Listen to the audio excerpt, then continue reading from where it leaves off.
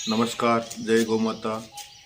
मैं नारसिंह भाई लक्ष्मण भाई मोरी, गांव पिंगली, तहसील तलाजा और जिला भावनगर। मैं पहले 1991 में मेरी पढ़ाई पूरी की और बाद में डायमंड में काम करता था और 1994 से स्थिर खेती में लगा और वो तब से मैं खेती करने लगा। तब मैं और भी ट्रैक्टर भी चलाता था और अच्छी तरह खेती कर रहा था, लेकिन खेती करने में कहीं मुनाफा नहीं दिखा जाता था। तब से मैंने 2015 तक 16 तक खेती की। हर साल कृषि में नुकसान ही नुकसान होता था, पर दिक्कत ये हो रही थी कि कृषि धिराण बैंकों में से मैं लेता था तो तब पहले 1 बीघे पे 1000 रुपये धिराण मिलता था और बाद में सब परिस्थिति ये आई 1915, 16, 17 तक के कि 1 बीघे पे 20,000 रुपये धिराण मिलता था तो भी कम पड़ता था। जब कृषि में नुकसानी होती थी तो नुकसानी वहाँ से भरपाई करनी पड़ती थी।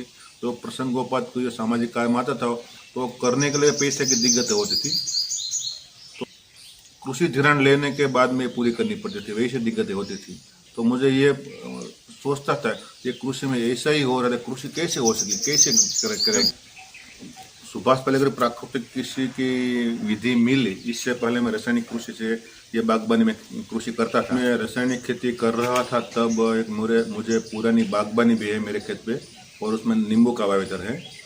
और नींबू में जब पुरानी खेती करता तब मुझे मगज में वैसा था कि सहजीवी पाक किसी भी करना नहीं चाहिए, तो अकेले नींबू ही था।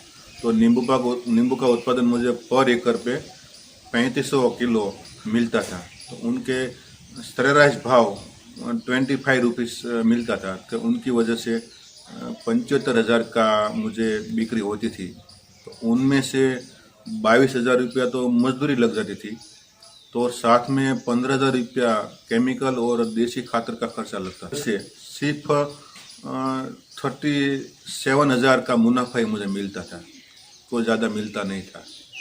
उनकी वजह से हर साल कर्जा बैंक का बढ़ता ही जा रहा है। जब हमारे विस्तार में 4 साल पहले हमारा रोहित भाई गोटी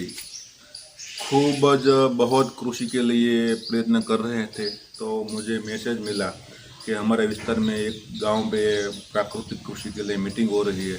तो वो मीटिंग में रोहित भाई और हमारे प्रफुल्ल दादा सहजलिया किसानों को समझाने के लिए आया था। तो मुझे लगा कि इस बात में कोई दम तो लगता है और मुझे भी सोचा कि चलो इस कृषि जो मैं कर रहा हूँ उसमें तो कुछ मुनाफा ही है नहीं और कर्जा ही बढ़ता है, तो चलो कुछ सफलता मिले तो मिल जाए, अगर नहीं मिले तो कुछ दिक्कत नहीं। तो इस वजह से मैंने ये सुभाष पालेकर तब नाम था जीरो बजट, तो मैंने प्रयोग शुरू किया। तो प्रयोग शुरू करने के बाद धीरे धीरे हमारे ज़िला में आत्मा प्रोजेक्ट द्वारा मैसेज भी मिला कि दिशा शिविर हो रही है। तब उनके साथ में दिशा शिविर में गया और पूरे 7 दिन की गुरुजी सुभाष पालेकर जी शिविर की। और शिविर में जब गुरुजी ने सुनाया, पढ़ाया, सिखाया, तो मैंने भी सोचा कि गुरुजी ने बोला सहजीवन है, वृक्ष में भी सहजीवन होता है, तो चलो मैं भी 1 एकड़ में ऐसा मॉडल बनाऊँ। तो मैंने गुरुजी की पद्धति पर पंचतरी बागबानी का मॉडल बनाया और आज वो मॉडल में 1 एकड़ में से 3.5 लाख पूरा मुनाफा मिल रहा है। जब दिशा शिविर में गुरुजी के पूरे 7 दिन मैंने सुना और सुनने में मिला कि जीवामृत में ऐसा चमत्कार हो रहा है कि कोई भी वृक्ष फल नहीं देता था, तो उनमें जीवामृत देने से फल देने लगता है। तो वही प्रयोग मैंने अपने घर आकर के सुबह उठ कर के खेत पर जाकर गुरुजी ने बताई विधि प्रमाणे 6 इंच के खड्डे किए वृक्ष के दोनों और एक छोड़ मुझे ऐसा था कभी भी फ्लावरिंग भी नहीं आता था, नींबू भी देता नहीं था। तो वो छोड़ पर नजीक जाकर के ऐसा प्रयोग किया और उनमें एक खड्डे में 2-2 लीटर जीवामृत दिया। 6 खड्डे किए, 6 खड्डे में 12 लीटर जीवामृत दिया और जीवामृत देख करके घर आ गया। और बाद में 7-8 दिन में और नींबू जब छोड़ पर से दूसरे छोड़ पर उतार रहे थे, उतारते उतारते वहाँ आया तो इसी छोड़ पर हमको फूल देखने को मिला। ऐसा चमत्कार मैंने प्रत्यक्ष हमारे खेत में देखा है, मेरे छोड़ पर देखा है।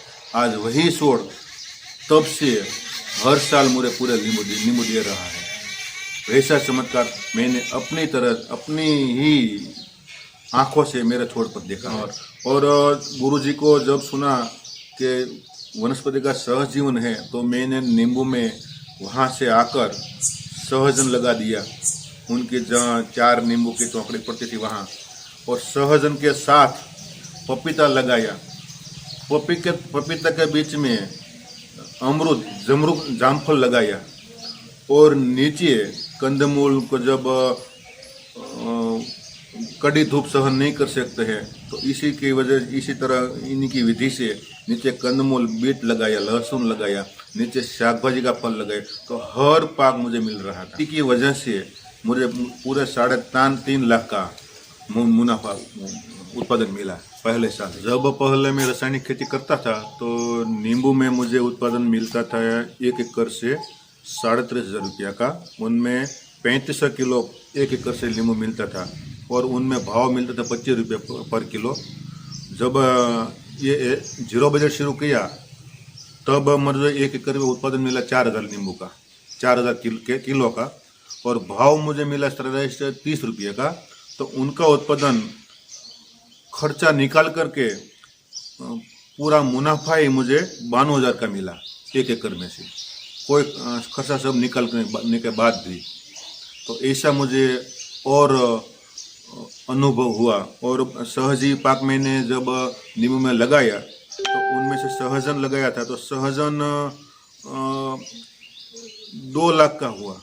2 लाख में सिर्फ 4,000 का खर्चा हुआ, मजदूरी खर्चा। तो वो निकालने के बाद 1,96,000 का सहजन में की बिक्री हुई।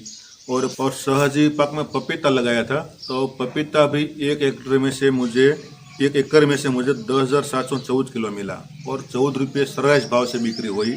तो उनमें से मुझे मिला 2,90,992 रुपया, और 15,000 का मजदूरी टाइलिंग का खर्चा लगा। और 15,000 का ये मजदूरी टाइलिंग खर्च निकला, तो वो निकल करके 2,80,000 का सिर्फ पपीता में से ही मुझे मिला। और जब गुरु जी की शिविर पूरी हुई, तो उनके बाद में शिवर फेरी का आयोजन हुआ था। तो मेरे खेत पे बहुत सारे किसान भाइयों आए थे, उनमें से सहजन और पपीता देखा, तो बोला कि वो पपीता का और सहजन का बीज मुझे दीजिए। तो पूरे गुजरात में किसानों को मैंने पपीता का बीज और सहजन का बीज भेजवाया। तो उनमें से मुझे 1,90,000 रुपये तो मिला बीज में से ही। तो उनमें से मेरा 2 गुना मुनाफा तो इससे हो गया। 1.5 साल पहले मैंने उनमें अमरूद जमरुक लगाया। तो जामफल में मैंने तो देसी ही लगाना चाहिए, लेकिन मुझे मिश्र पाक है, तो नींबू 2-4 साल में तो नज़दीक आ जाए, और जामफल दह नहीं सकते।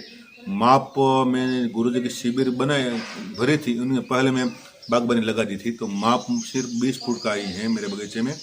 तो उनकी वजह से ज़्यादा समय नहीं रख सकता, इसीलिए पिंक अमरूद लगाया है, कलम लगाया, तो 5-6 साल में वो पूरा हो जाए।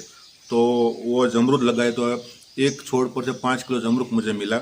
इसी की वजह 11,760 रुपये का वो हमें मुझसे उत्पादन मिला, और 1,000 रुपये खर्चा लगा।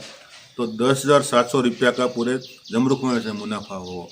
और साथ में द्विदली के लिए तुअर लगाई है, और तुअर में से मैंने तुअर दाल बनाया, और तुअर दाल बनाकर 1-1 किलो का पैकिंग बनाया। और पैकिंग करके जब हमारे किसान भाइयों, जब हमारे जूना पादर के नरवंशी है, वो अहमदाबाद और इन मार्केट में बेचने जाते हैं, तो सब पैकेट में उनको दिया, और उन्होंने 150 रुपये किलो लेकर के ये तुअर दाल बेची। तो सिर्फ तुअर दाल में से मुझे 150 रुपये प्रति भाव के हिसाब से 99,000 रुपया पूरा मुनाफा खर्चा निकाल करके मुझे तुअर दाल में से मिला। और सभी मिला करके 1 एकड़ में से 3.5 लाख से भी ज़्यादा मुझे पूरा मुनाफा हुआ है। और जब से मैंने सुभाष पालेकर प्राकृतिक कृषि की पूरी विधि से मेरे खेत में लगाया, तब से मेरा बैंक का कर्जा हर साल जब बढ़ता ही जा रहा था, तो बढ़ता बंद हो गया और स्थिर हुआ है, कम होने लगा है। और मुझे थोड़ी दिक्कतें थी चलने, कमर की दिक्कत, तो मुझे 4 व्हील भी मैं ले लिया है। आज मैं 4 व्हील लेकर के हर गांव एसपीएनएम की मीटिंग और आत्मा की मीटिंग के लिए जा रहा हूं। मुझे भी और खुशी हो रही है कि मेरे बच्चों को और मेरे घर के परिवार को मैं पूरा हरा भरा पूरी ज़रूरत पूरी कर सकता हूं, कोई दिक्कत नहीं होती है। और इसी साल आत्मा प्रोजेक्ट भावनगर द्वारा हमारे भावनगर में अमृत आहार उत्सव शुरू हुआ है, तो उनमें भी मेरा खेत का माल हमारे कई किसानों जा रहे हैं बेचने के लिए। मैं तो नहीं जा सकता हूं, तो और किसानों हैं, नरवण भाई और कन्नू भाई और दूसरे किसानों हैं, वो मेरा माल लेकर के हर रविवार को ले जाते हैं और मार्केट यार्ड में जो बिकते हैं उनसे दुगुने भाव से मेरे पास ले जाते हैं और मुझे दुगुना भाव मिलता है। अच्छी तरह से वो मार्केटिंग होता है। हर किसान भाइयों को मैं ये संदेश देना चाहता हूँ आपके माध्यम से कि जो किसानों की आय बढ़ानी है, हमारे पंत प्रधान का जो उद्देश्य है कि किसान की आय दुगुनी करनी है, तो ये आय दुगुनी हम जो कृषि कर रहे हैं जहर की, रसायन केमिकल्स की, उनसे कभी नहीं हो सकेगी। लेकिन उनसे ऋण तो बढ़ेगा ही, आय नहीं बढ़ेगी।